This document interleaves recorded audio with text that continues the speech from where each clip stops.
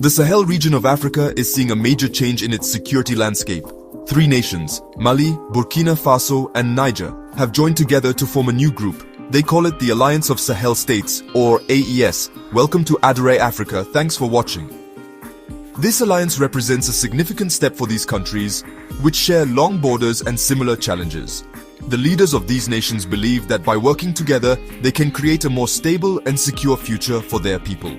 This cooperation is born out of a shared history and a common struggle against persistent threats that have plagued their territories for many years, making daily life difficult and hindering national development. The formation of the AES is their answer to these long-standing problems. Recently, the defense ministers from these three countries gathered for an important meeting in Bamako, the capital of Mali. The main topic of their discussion was a bold new plan to create a unified military force. This is not just a simple agreement to cooperate. It is a plan to build a single coordinated army that can act as one. The goal is to make their joint military efforts more effective and efficient. This meeting in Bamako is a crucial moment, turning the idea of a shared military into a concrete reality. The ministers are working out the final details to make this new force operational as soon as possible, showing a strong sense of urgency.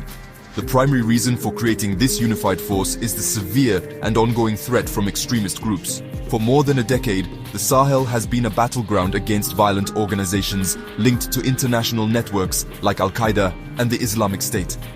These groups carry out attacks on both military targets and civilian populations, causing widespread fear and instability. They have disrupted societies, closed schools, and forced millions of people to flee their homes.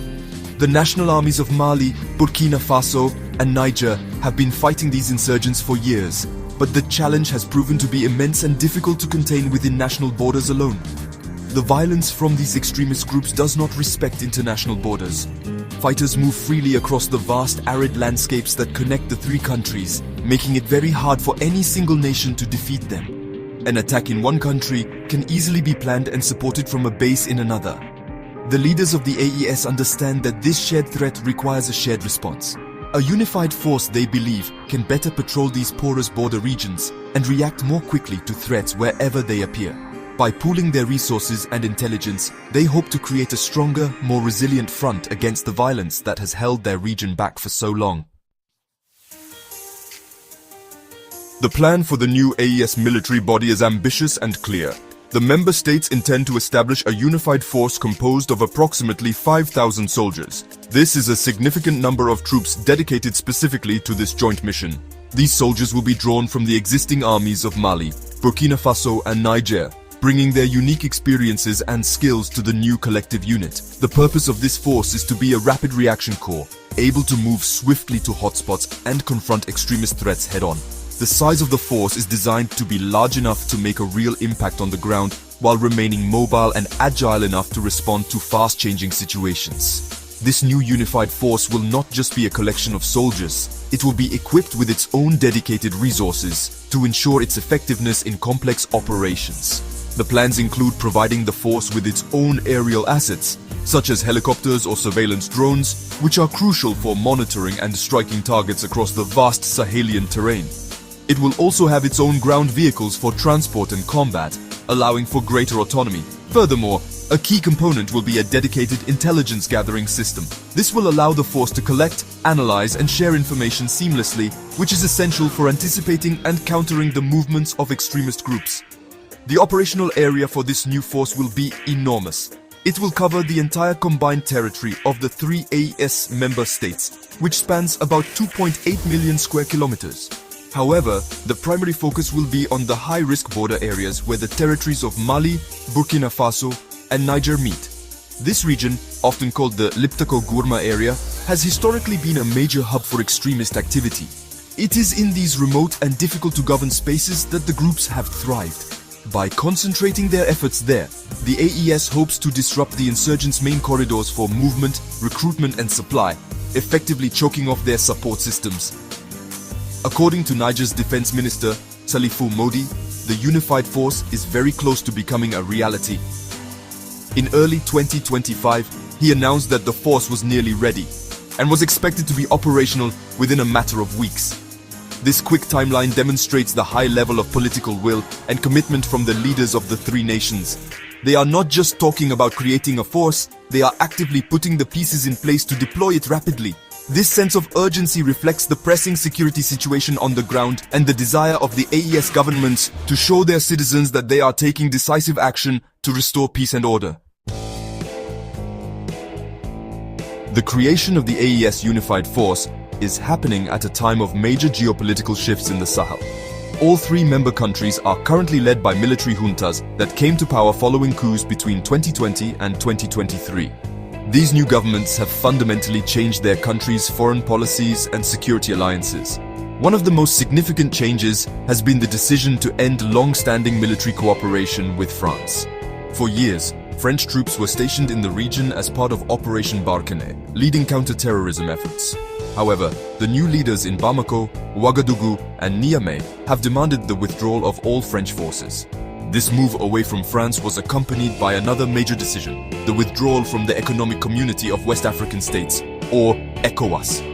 This regional bloc had been a central pillar of political and economic cooperation in West Africa for decades. However, following the military takeovers, ECOWAS imposed sanctions on the three countries and suspended their membership, urging a swift return to civilian rule. In response, the military leaders of Mali, Burkina Faso, and Niger announced their immediate withdrawal from the bloc in early 2024. They argued that ECOWAS was being influenced by foreign powers and was no longer serving the interests of their people. As these nations distanced themselves from their traditional Western partners, they began to build new alliances. The most prominent new partner for the AES countries is Russia. The governments of Mali, Burkina Faso, and Niger have all increased their security and political cooperation with Moscow. This new relationship has seen the arrival of Russian military instructors and equipment in the region, intended to help train and supply the national armies in their fight against insurgents. This pivot towards Russia represents a complete reorientation of the security architecture in the Sahel, moving away from a reliance on France and its allies toward a new model of partnership. The formation of the AES and its unified force is therefore a direct result of this new political reality.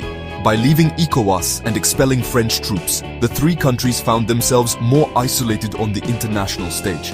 In response, they chose to strengthen their own bonds, creating a mutual defense pact and a confederation to pursue their shared interests.